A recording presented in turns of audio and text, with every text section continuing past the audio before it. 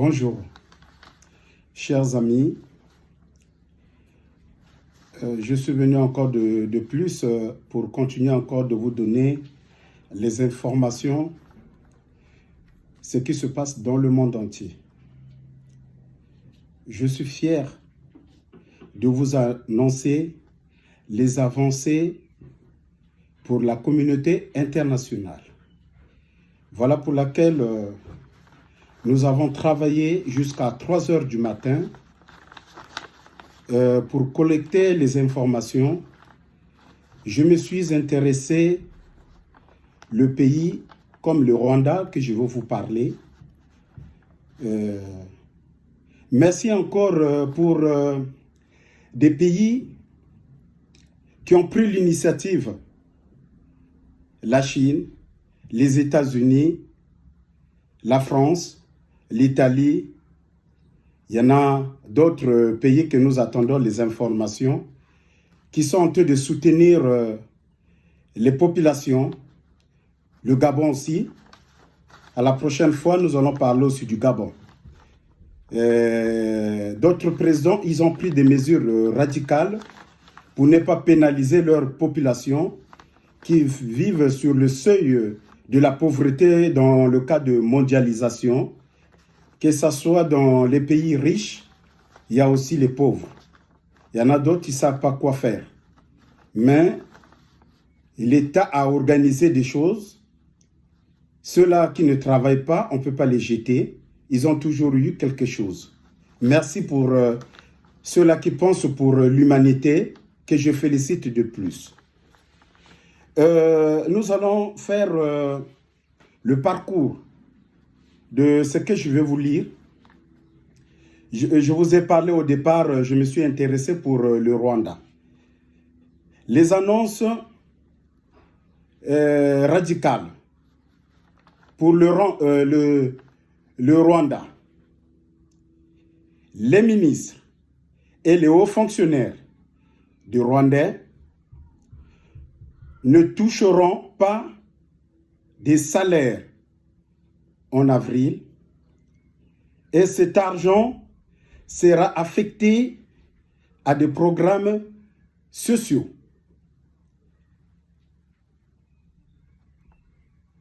Pour aider la plus pauvre.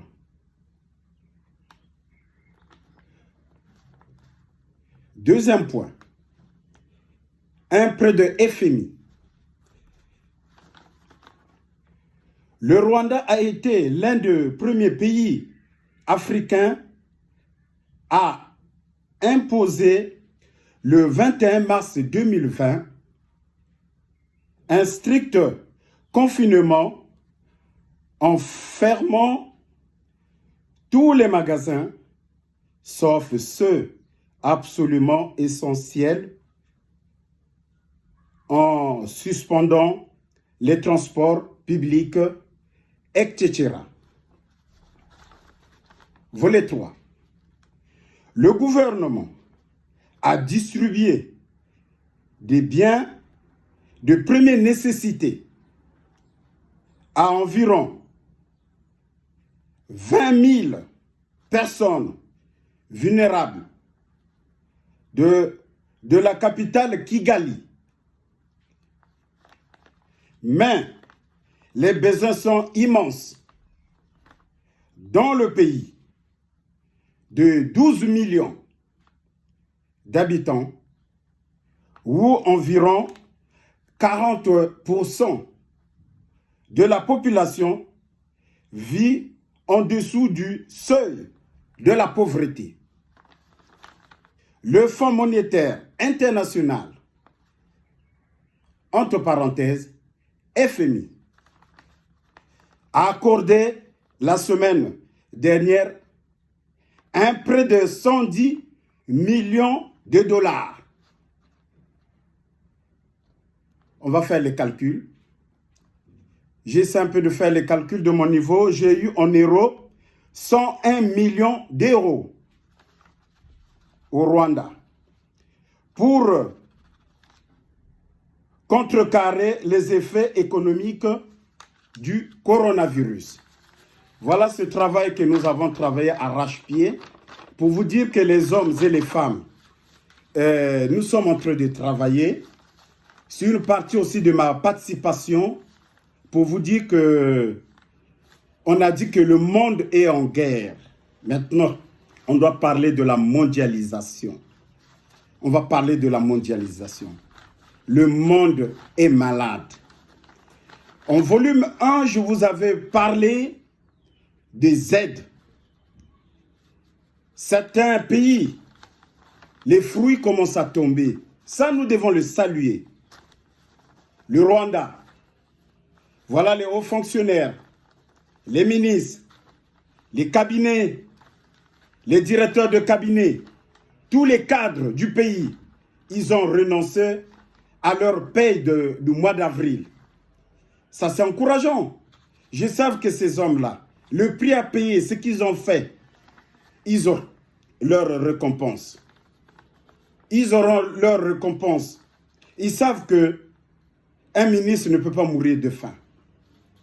Faites ces petits gestes-là juste pour un mois. C'est tout ce qu'on demande dans le monde entier. Si vraiment que ces annonces peuvent aller dans d'autres pays arabes, ça me fera plaisir. Le but de cette chaîne, c'est pour demander encore certaines personnes. Ils ont des millions dans leur maison, mais ils ne savent pas comment le partager au peuple qui en souffre. C'est voilà pour laquelle je viens pour vous expliquer encore de nouveau. Parce que si on n'aide pas un pays, si on ferme les portes, les gens vivent dans la précarité, ils n'ont rien à manger, ni les premières nécessités pour tenir face à cette virus qui est en train de nous traumatiser. Je crois bien que cette maladie-là risquera de rester longtemps. C'est pour cela que je suis venu en présence pour vous dire que nous avons travaillé toute la nuit pour collecter les informations du monde, pour qu'on vous informe les avancées du monde entier. Donc là, je suis en train de chercher un correspondant de pays Orient qui pourra être avec moi, un traducteur, pour voir encore ce que FMI et d'autres organismes internationaux et d'autres présidences qui sont en train de faire dans leur pays pour que je puisse vous donner les annoncer des avancées du pouvoir. C'est très important, chacun de nous doit réfléchir. Vous croyez que coronavirus, il est bien pour rester dans notre pays, dans le pays de tiers-monde? Est-ce que nous, ça nous fait plaisir lorsque nous attendons qu'aux États-Unis, il y a au moins 1500 morts? Mais entre parenthèses, il y en a certaines personnes qui sont en train de tomber à la maison. Il n'y a pas de décompte. Je vous avais annoncé au volume 3 qu'il y aura beaucoup de retombées. On aura des villages où il y aura carrément de radiation. Vous voyez que la voiture est stationnée. Les propriétaires sont morts. Rien va rester. Mais si les gouvernements, le monde entier, est en train de nous demander de vous confiner à la maison, comme ignorer du sort. Aujourd'hui, là, ces dernières semaines, la France est en train de briller en plein soleil. Voilà les tentations. On était tout le temps dans le froid. Comme par hasard, nous sommes en difficulté. On veut sortir de cette maladie vite pour reprendre nos activités comme d'habitude. Et voilà le bon soleil qui commence à sortir. Et c'est ça qui fait sortir les gens dans des immeubles, dans leurs maisons, d'aller se promener. Ils se rendent plus compte que nous sommes dans le cas de confinement. Si nous ne respectons pas les consignes données par les autorités, sache-le que nous allons rester longtemps dans nos maisons. La peau va commencer à changer. Parce que vous ne sortez pas dehors. Ceux-là qui le respectent, la peau change. Donc c'est pour vous dire que faites attention. Écoutez bien le matin, le soir. Je salue le professeur Salmon avec courage depuis les annonces de cette maladie. Vous êtes toujours prêts avec la population. Je salue le monde entier, ceux-là qui sont en train de lutter pour cette propagation, sans oublier les docteurs, les infirmiers, les sages-femmes, tout ce monde qui travaille surtout à l'hôpital. Nous avons besoin de cela. Mais je vais vous faire parcourir encore une autre vidéo dans YouTube. Vous allez voir, ça s'est passé avant-hier à l'hôpital de Mélin. Mais nous avons regardé, nous tous, près au moins peut-être au moins de 500 ambulances. Des cris énormes.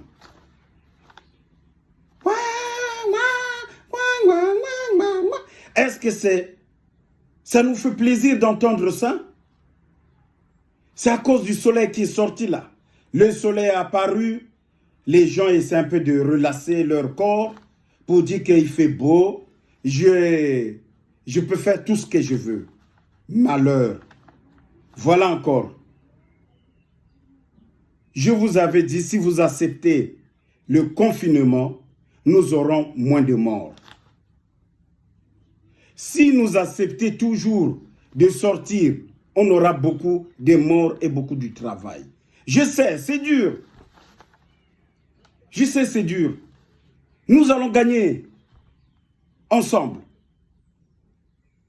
Je vous demande, chers compatriotes, confinez-vous.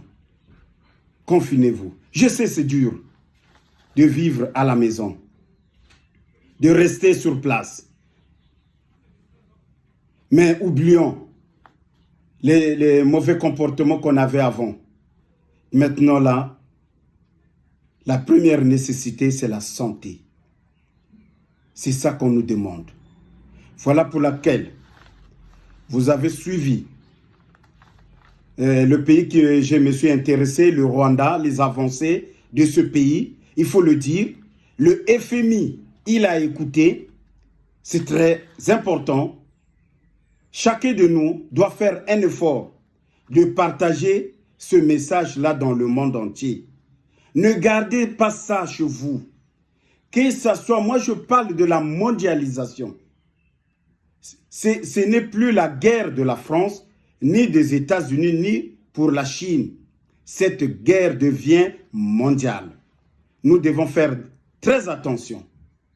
Si nous écoutons ce que les autorités nous disent, nous allons gagner ce combat. Ne gardez pas cette vidéo. Partagez massivement. Partagez massivement. Je veux que les pouvoirs en place du tiers-monde doivent penser à leur population. Ils doivent commander des gants, les masques partout. Demandez l'aide à FMI. Demandez l'aide à PAM. Demandez partout dans le monde entier. Là où se trouvent les organismes internationaux. Les moments là, les ministres des Affaires sociales. Vous ne pouvez plus dormir. Les gens sont en train de mourir. Vous ne pouvez plus dormir. Le ministre des Santé, des ministres qui s'en occupent, le département de la Santé, vous ne pouvez plus rigoler ces derniers temps-là. Prenez le pays en main. Le monde entier vous regarde. Souvent, le président, il vient, il fait les avancées. C'est vous qui êtes sur le terrain. Vous devez aussi montrer que vous êtes en train de travailler. On doit vous sentir que vraiment l'heure est grave. Ce n'est plus le temps de manger, rigoler. On doit sentir que nous sommes vraiment en captivité. Perdre même le poids. Si ça est de perdre le poids pour défendre le monde, on est capable de le faire. S'il vous plaît, respectez les consignes données par les autorités. Voilà pour laquelle, ça c'est le volume 4 que je viens de vous annoncer. Je vais vers la fin pour vous dire tout simplement, respectons les consignes données par les autorités. si vous voulez qu'on puisse vivre longtemps. Merci. Je vous remercie à ceux-là qui m'ont écouté. Essayez un peu de partager. Ceux-là qui vont garder cette vidéo dans leur téléphone, nous n'allons pas sauver ceux-là qui devaient écouter les conseils que nous avons donnés. Donc, sauvez massivement le monde. Si vous allez le partager, vous allez sauver la population, que ce soit du tiers-monde. Merci, à très bientôt. Au revoir.